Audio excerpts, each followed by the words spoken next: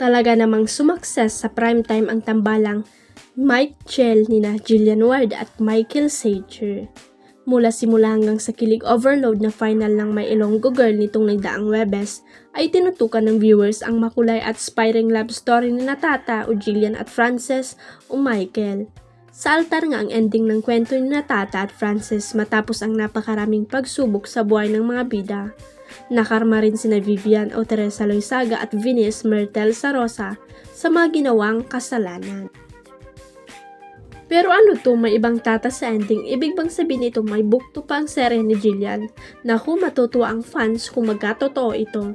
Sa mga hindi nakapanood o pwede rin namang gusto lang talagang paulit-ulitin ang kilig ng final ng My Ilonggo Girl, pwede po ninyo ito mapanood kasama ng iba pang full episodes sa GMA Public Affairs at GMA Network Facebook at YouTube channel. Samantala sa interview ng 24 oras, nag-share sina Jillian at Michael kung ano ang mamimiss nila sa isa't isa.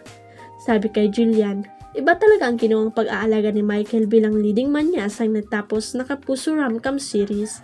Kay Michael yung pagiging sobrang caring niya actually. He's very sweet, super gentleman po siya. Every morning, he will get me my favorite drink pag may gusto akong food. Kahit pagbaba ko ng stairs, nakaalalay siya. Yung mga ganun pong mga bagay, so sobrang na-appreciate ko yun. Sabi ng dalaga.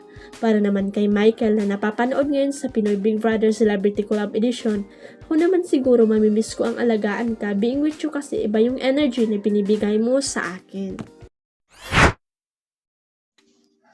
Aminado ang Kapuso actress na si Gabby Garcia na chill na lang sila ng jowang si Khalil Ramos sa kanilang relasyon.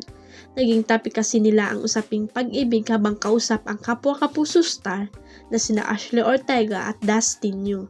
Kasalukuyan kasing nasa loob ng bahay ni Kuya si Gabby bilang parte ng kanyang task sa pagiging latest Kapuso host ng Pinoy Big Brother Celebrity Collab. Nabanggit nga ni Ashley na matagal na ang relasyon ng dalawa at natanong kung may puntong nagkasawaan na sila sa isa't isa. Si Gabby, 8 years na rin with Khalil, nasa healthy relationship na siya. Pero hindi ba kayo dumarating sa point na parang nagkakasawaan na kayo sa isa't isa? 8 years is so long, para na kayong mag-asawa, saad ni Ashley. Sabi naman ni Dustin, alam mo ko pag tumatagal na kayo, hindi naman totoo yung sawa, basta ini-enjoy nyo. Sinigunda naman ito ni Gabby at sinabing araw-araw ay consistent pa rin ang treatment nila sa isa't isa. Sometimes I ask him, I'm too much to maintain, and he tells me no, he maintains me well. Lahan ni Gabby. Amin pa niya simula pa lang daw ng kanilang relasyon ay goal na nila na magsama ng matagal.